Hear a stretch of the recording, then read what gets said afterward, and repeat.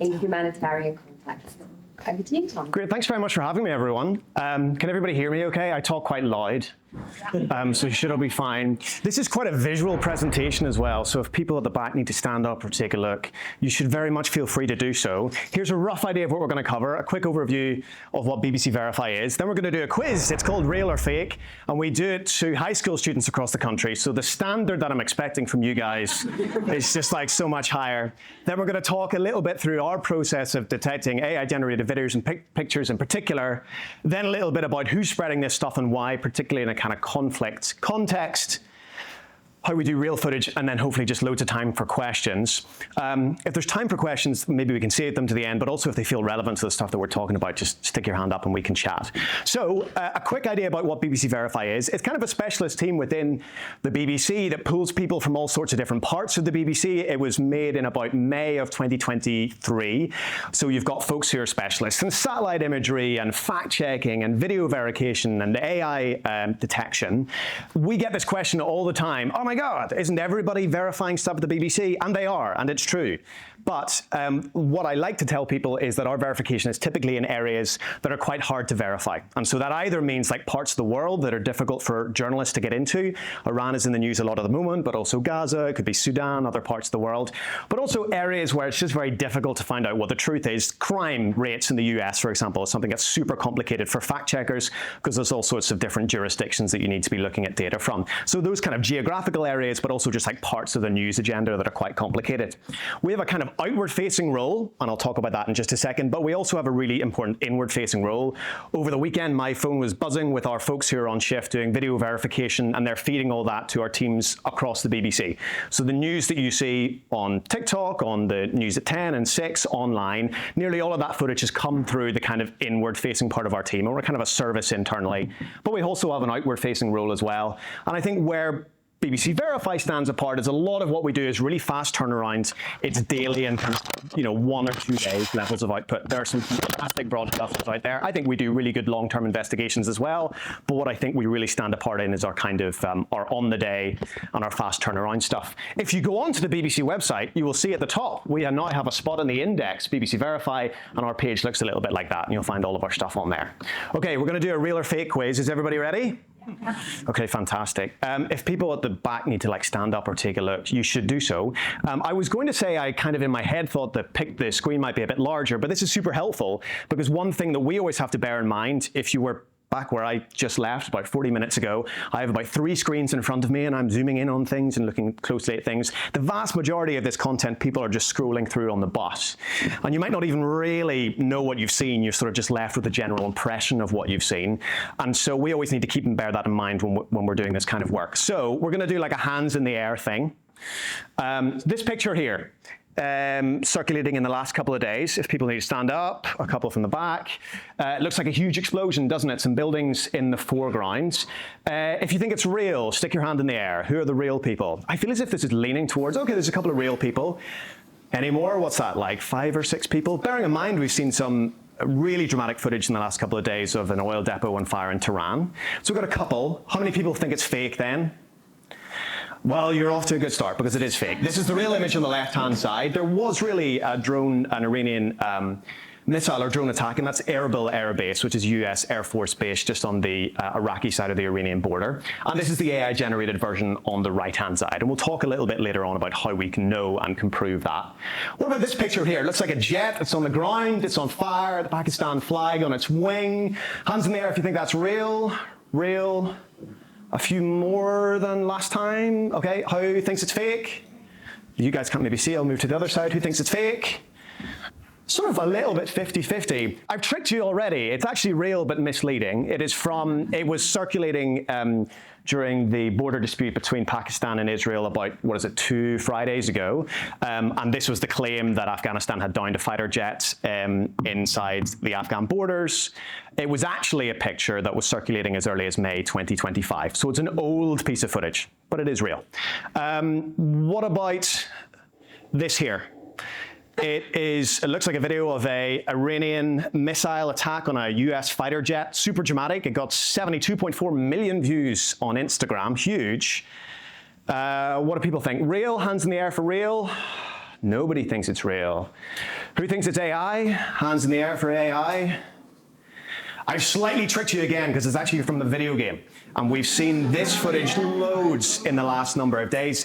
This is from a YouTube account called Creative Comparison. They very honestly put up lots of pictures and videos from a video game called from War Thunder, but we also see loads of footage from another video game called Arma 3, and this is being repurposed and spread online. And as you can see from the 72 million likes, I think that is, and if you scroll through the comments, people really believe this stuff. Again, you're looking at it on your phone on the way to work.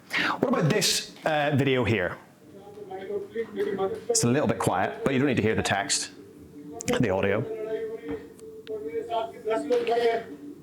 Looks pretty good, doesn't it? Hands in the air if you think it's real. Only one or two? One, two, well that's two. Hands in the air if you think it's AI. Yeah, you're bang on, it's AI. This is a part of a series of videos that we're spreading as part of a coordinated state-aligned disinformation campaign that was claiming to show Indian soldiers who'd been conscripted to work to fight for the Russian army in Ukraine, begging, it would appear, their government to rescue them.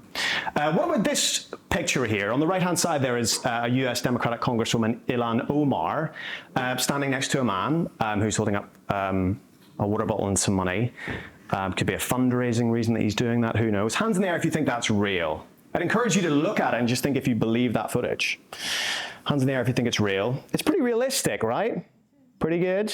Pretty good. It's fake, again. So this was the man on the left-hand side threw some liquid, we're not entirely sure what, at the Democratic Congresswoman at a town hall in Minnesota, and these were pictures circulating afterwards, apparently claiming that he had been paid to do so. But the footage is pretty good. And actually, I mean, it's one of these images if we go back, right? I mean, if you took out the fact that there's a satirical element to holding out the water and the money, you'd be inclined to think that you might believe that. Here's a quick 90-second version of what I'm going to talk about for longer in just a second. This is a kind of 4-step approach to how we deal with AI pictures and videos in 90 seconds, and then we're going to pick it apart in a little bit more detail. So hopefully this will be loud enough for folks to hear. Here at BBC Verify, we come across AI-generated pictures and videos almost every day. So in 90 seconds, here are the 4 things that we do to catch the fakes. First, we look for visual inconsistencies, things that just don't look quite right. Like in this video claiming to show a police officer in the US. Look at his hands, the fingers, elongated, and the text on his badge, it looks scrambled. These are telltale signs of AI generation.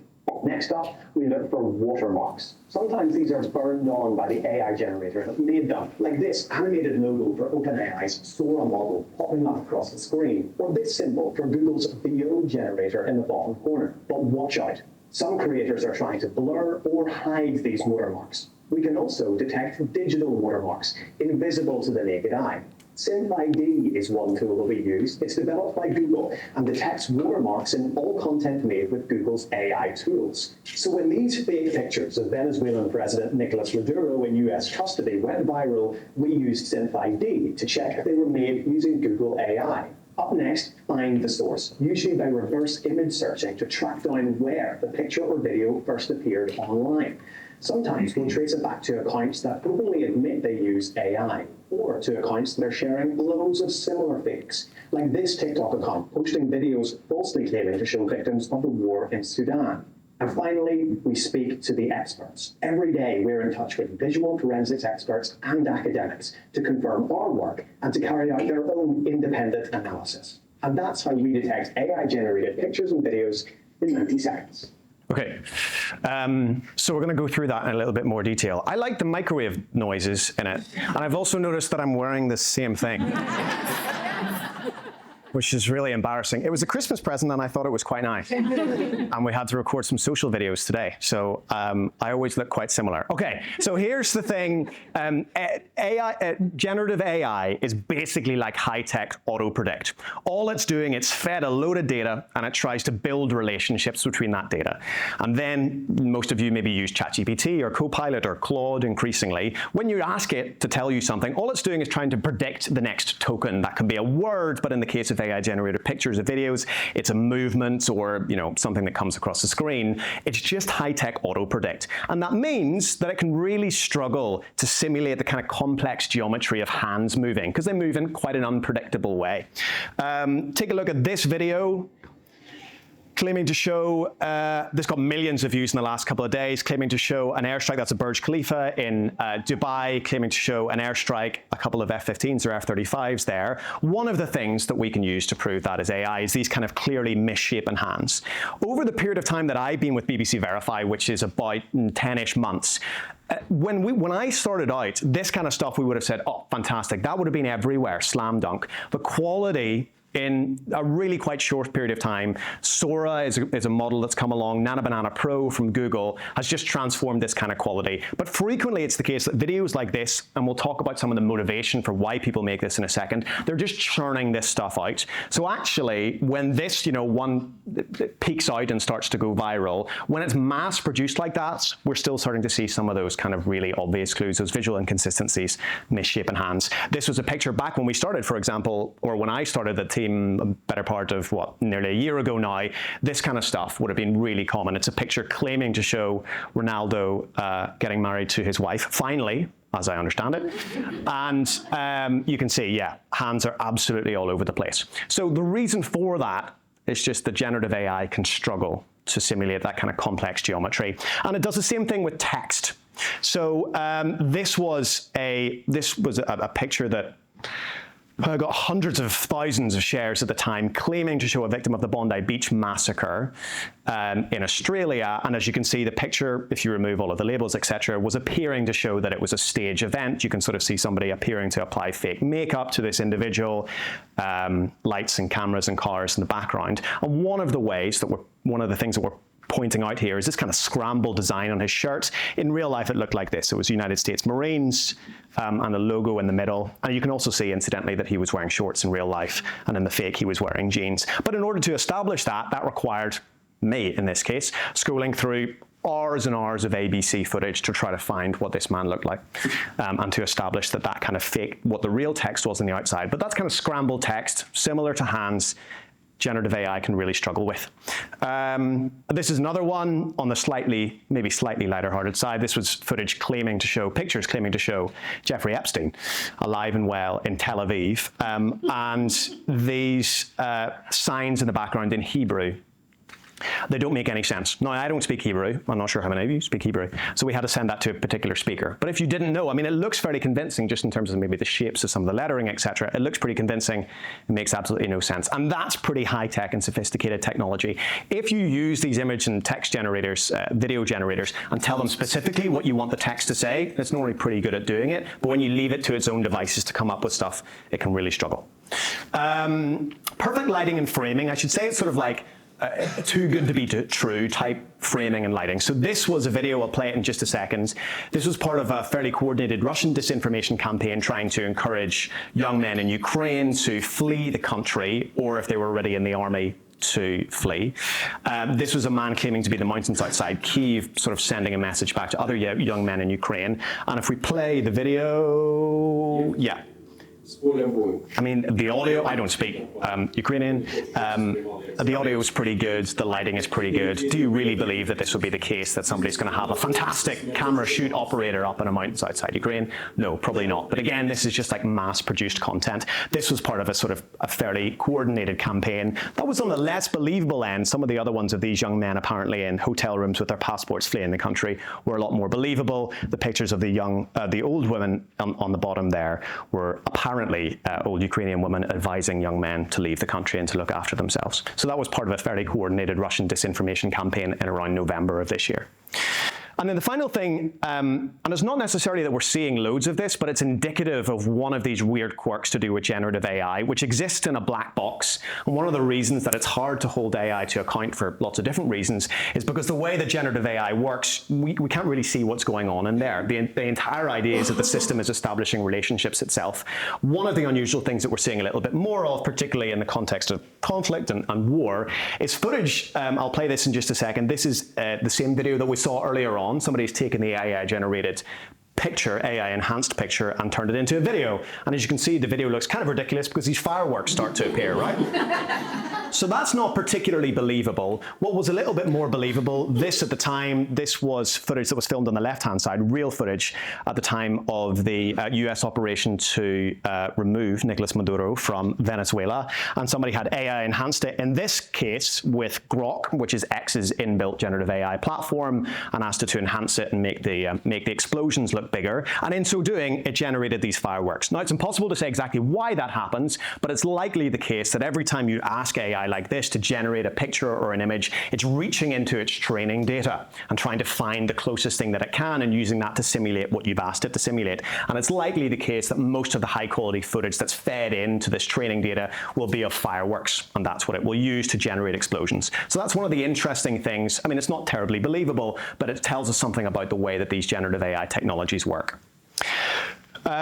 Watermarks, most folks, do people know what Sora is? OpenAI's Sora model, we've got a couple of nods. It was released in about October, September of this year. All of these are watermarks of the big AI, generative AI platforms. So you've got Sora on the left-hand side, they've released Sora 2 recently, Gemini after that, Kling, which is a Chinese company, Veo, another Google AI model, and Grok's watermark. I'm teaching you to suck eggs a little bit. Most of this stuff, if you see a watermark, it's fairly clear that this is generative AI, but you'd be surprised at the kind of spread that content can get when there's quite clearly a watermark on there. And perhaps you could tell other people in your lives, perhaps older people in your lives, to look out for some of those things. People who use Facebook all the time don't always catch that one. This is a video that is in a little bit more detail one of the things that we talked about earlier on to do with hidden watermarks, and we'll just play it for you now. Thankfully, I'm wearing a different top. People know it's not real. Like this video, it's made using OpenAI's Sora model. And you'll see an animated Sora logo pops up on the top left, then it moves to the middle right, and then it moves to the bottom left. Or this video, it's claiming to show a news report inside Gaza. It's made by Google's Veo platform. And sure enough, in the bottom corner, you'll see a Veo watermark. But more and more frequently, we're seeing creators online hiding or disguising these watermarks in order to mislead you. So take a look at this video. It's claiming to show an ICE agent arresting their own mother. But if we play the video, you can see this kind of strange blurring effect that happens to the top left, then it moves to the middle right, then it moves to the bottom left. And that's where the creator has blurred out a watermark. And sometimes they won't even bother with that. Look at this video. It's claiming to show a professor shouting at their conservative students. But you'll see these US flag emojis have been added onto the screen precisely where the Sora watermark should pop up. And if we play the video, sure enough, you'll see that watermark pop up behind this flag emoji. So if you see a video on your timeline that looks kind of suspicious, look out for those hidden or disguised watermarks. So again, those are all examples that probably most of you would spot and say that's AI. But in the future, if you see higher quality footage, take a look out for some of those hidden watermarks. Happens all the time. Those invisible watermarks, we talked about it in just a second. People who are really invested in this space and talk a lot, not that I'm not invested in this space, but people talk a lot about content credentialing and C2PA, and those are phrases that some of you might have heard. One of the versions of that that's most useful is this system called SynthID. So Google adds a sort of, I guess it's like a fingerprint to all of its content, and then if you upload that content back into Gemini and just go @SynthID, it can tell you whether your footage is edited or generated using Google's AI. Sometimes I feel a little bit bad for Google because it means that we're frequently calling out footage as having been made by Google AI, but the reality is they're kind of the only major company that are doing this kind of watermarking, and that's super useful for us, and it's the kind of thing that experts want to see more folks in this space, more companies in this space doing. So I wouldn't be surprised if you start to see more of that kind of, those kind of techniques in the future. This, for example, was a video, we've blurred it out here, but it was a video, a picture, I should say, appearing to show Ayatollah Khamenei under piles of rubble. It came out around the time that Israeli media was reporting that Netanyahu and Trump had been shown a picture of the Ayatollah buried under rubble as evidence of his death. This was spreading quite widely as it claimed that, you know, this was that picture. SynthID on that. As you can see, just stuck it into Gemini @SynthID. I don't know if people have a Gemini. If you have a Google account, you already have a Gemini account. Upload a picture, go @SynthID, and it'll tell you all or part of this image was generated or edited with Google AI tools. I just realized I put step 3 twice. Interesting. Step 3 is trying to find the source. You would be surprised well, I don't know if our job sounds cool. What I can definitely tell you, if you think it sounds cool, then a huge quantity of our time is spent on reverse image searching. And that's for verifying our real footage, but also anytime some AI fakes come along. These are all reverse image engines. Google Lens is the one that is kind of separately branded by Google, and you might have heard of, but most search engines have this function. Yandex used to be really, really good at this, and it's a Russian search engine, has been in the past really good at using for footage of apparent strikes and footage in Ukraine, being quite useful for other reasons. So we spend a huge amount of time uploading.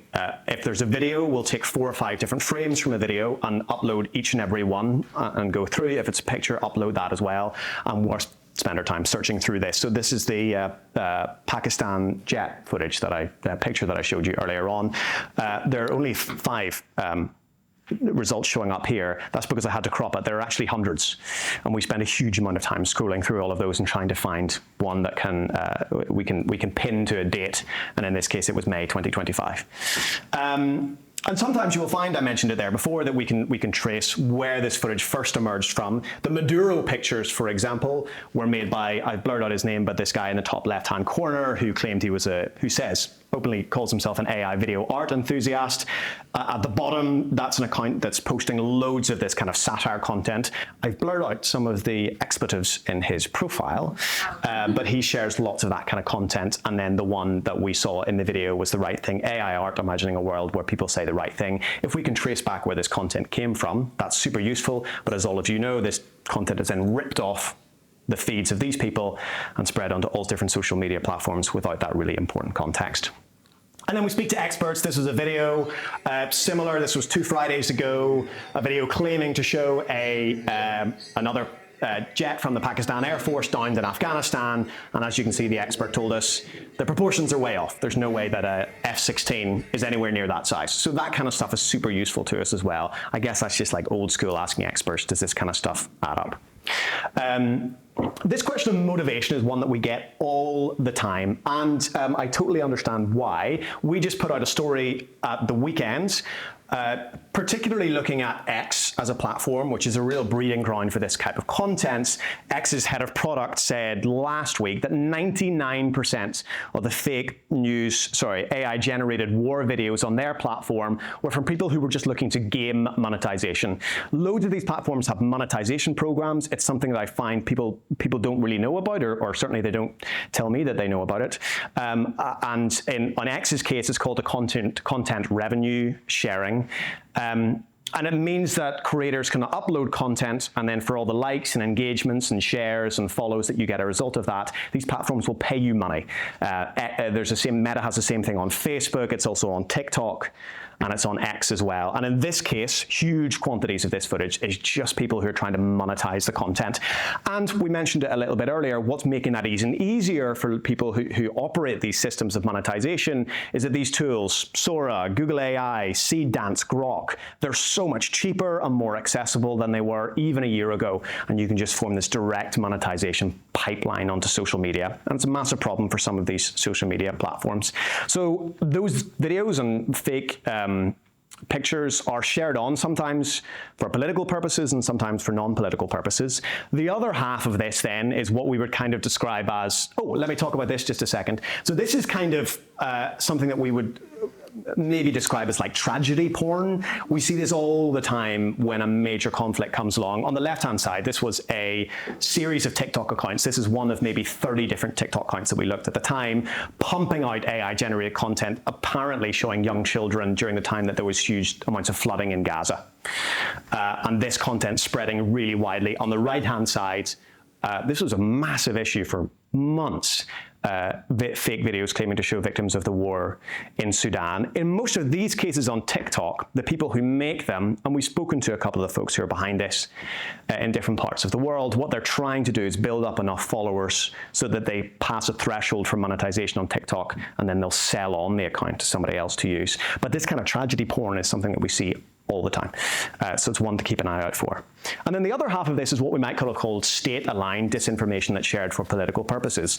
Today, our team are working on a particular example to do with AI-generated videos that are state-aligned to Iran. But I'm going to show you one example of, we've done a lot of work, obviously, on Russian disinformation over the last while. This is a social video that kind of summarizes, maybe I'm wearing the same thing, that summarizes one particular campaign focused around the Winter Olympics. And we can talk about a few more examples afterwards as well.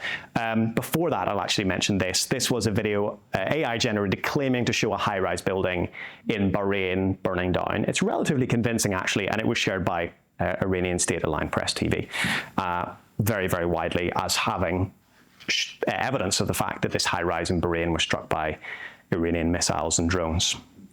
Oh, there it's playing. It's fairly convincing. And this is one that we've seen in this conflict in particular that we've never really seen before, is AI-generated satellite imagery, perhaps due to the fact that there are big American companies that do satellite imagery, and therefore they're photographing this conflict quite a lot. Every time that these companies release new satellite imagery, it tends to cause a bit of a fuss online. On the left-hand side here, you'll see this was a before and after picture shared by the state-aligned Tehran Times, claiming to show a fairly significant degree of damage at an American radar base in Qatar. Some of you might have seen these videos. It was in the first couple of hours of this conflict of a US radar base actually in Bahrain, a naval headquarters. But as you can see on the left-hand side, under the real section, that's real footage just taken from Google Images, Google Maps. All they've done is gone onto Google Maps. That was from February of last year. And as you can see, the identical location of those vehicles, the shadows in precisely the same place. All they've done is they've said to a video generator or an image generator, make this look really damaged, and stuck a before and after on it. And this was really widely shared as evidence of the huge degree of damage they claimed had been done by an Iranian missile strike in Qatar. Footage is actually from Ukraine. This is the fake news network that I mentioned, and then we'll talk a little bit more about state-aligned disinformation in just a second. But this sort of nicely summarizes it. A major Russian disinformation operation is churning out fake Olympic news stories like these, that Ukrainian refugees are selling counterfeit tickets, and that Snoop Dogg refused to take a picture of the athletes. But why? Experts say this to make Ukrainian athletes and fans seem aggressive, corrupt, and unlikable. Here's what we know. The online operation is dubbed Matryoshka, after a Russian nesting doll, because of its impersonation tactics. All these stories have branding mimicking legitimate news outlets, designed to make them look trustworthy, and AI is being used to impersonate public figures' voices. The operation's latest campaign about the Winter Olympics has been reported by outlets like NewsGuard, AFP, and Euronews. Here at BBC Verify, we've analysed 43 examples of fake news stories posted in the last 3 weeks, shared with us by independent researchers. The individual impact of the videos is limited, but together they reveal the methods being used to undermine support for Ukraine. Look at these real and AI-manipulated videos of Olympic boss Kirsty Coventry. They both start the same way. Real footage of Coventry speaking at a press conference. Is